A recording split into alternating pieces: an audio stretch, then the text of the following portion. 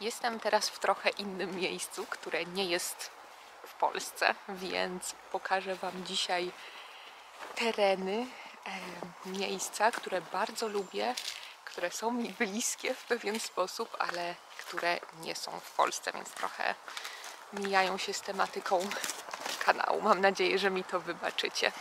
Jestem w Sztokholmie i dzisiaj pokażę Wam trochę miasta, w którym jest pełno śniegu pod koniec marca. A jeśli jeszcze mnie nie znasz, to ja mam na imię Ania, jestem nauczycielką języka polskiego jako obcego, a to jest Płynnie po polsku kanał i podcast dla osób, które uczą się języka polskiego.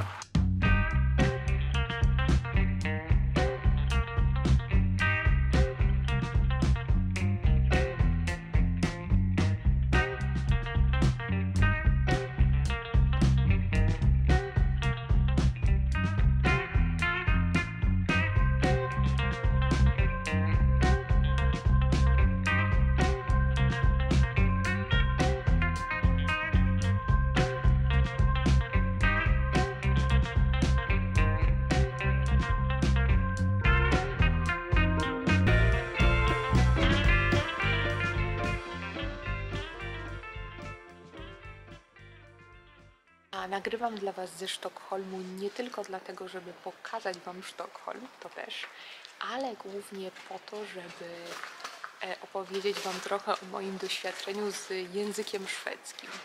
Nie wiem, czy wiecie, ale studiowałam szwedzki na uniwersytecie, na licencjacie i na magisterce. Miałam szwedzki razem z francuskim. To był kierunek lingwistyczny z francuskim i szwedzkim i zaczęłam uczyć się szwedzkiego na pierwszym roku studiów licencjackich.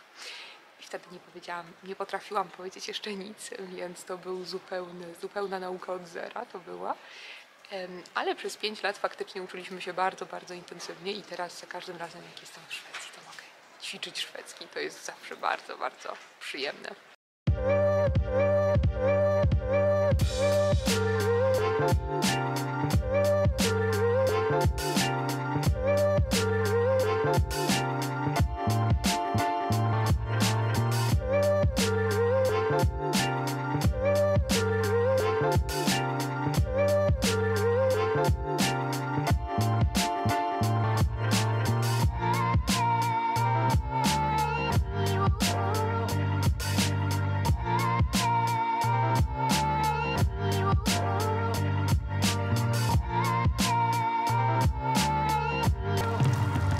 Chciałam Wam jeszcze opowiedzieć o tym, dlaczego właściwie zaczęłam uczyć się szwedzkiego, bo nie jest to wcale takie oczywiste uczyć się szwedzkiego i zawsze kiedy mówię komuś, że znam szwedzki albo że uczę się szwedzkiego, to wszyscy pytają dlaczego. I właściwie to nie ma związanej z tym jakiejś szczególnej historii, bo zaczęłam uczyć się szwedzkiego przez przypadek tak naprawdę. Kiedy wybierałam kierunek studiów, to była możliwość nauki języka od podstaw, jednego. Mogłam mieć jeden, który już znałam na jakimś poziomie średnio zaawansowanym i jeden nowy. Ale do wyboru był tylko szwedzki i japoński. Więc wybrałam szwedzki, bo miałam ochotę na naukę jakiegoś nowego języka. Na początku nawet trochę zaczęłam żałować tej decyzji, że wybrałam szwedzki, bo pamiętam, że kiedy pierwszy raz usłyszałam szwedzki, to miałam wrażenie, że to taki trochę niemiecki. Ja wcześniej uczyłam się języków romańskich, więc te języki germańskie to w ogóle nie był mój styl językowy.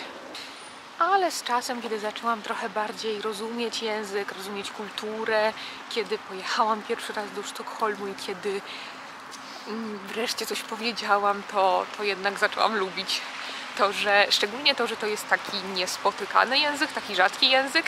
Myślę, że też tak macie z polskim.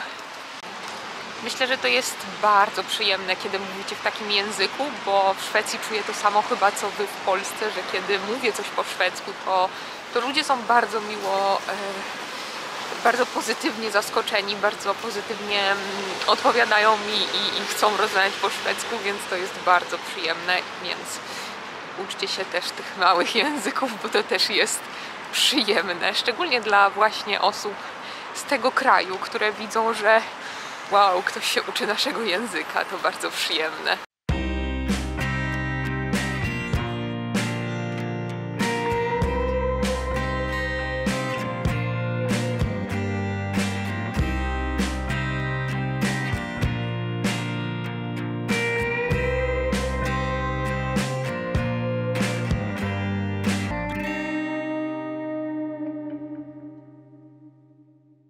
Jeśli chcecie nauczyć się jeszcze więcej polskiego, to nie zapomnijcie o Patreonie. Na Patreonie publikuję jeszcze więcej ćwiczeń, dodatkowe materiały i listy słówek. A ja na razie żegnam się z Wami i do zobaczenia w kolejnym odcinku. Pa, pa!